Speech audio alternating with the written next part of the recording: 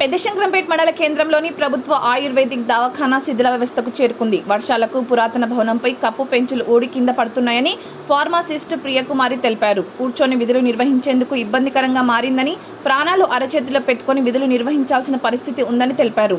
ఇప్పటికైనా ఉన్నతాధికారులు స్పందించి సమస్యను పరిష్కరించాలని కోరారు.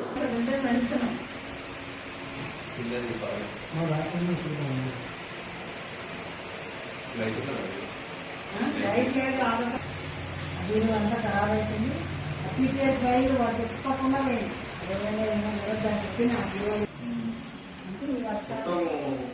అంతా ఆఫీసర్ అంతా బయట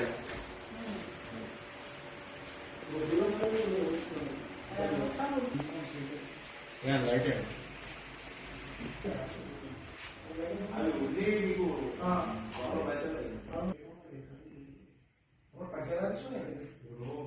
ग्रीन रात को विजिट ट्राई करना पूरा नोटिस है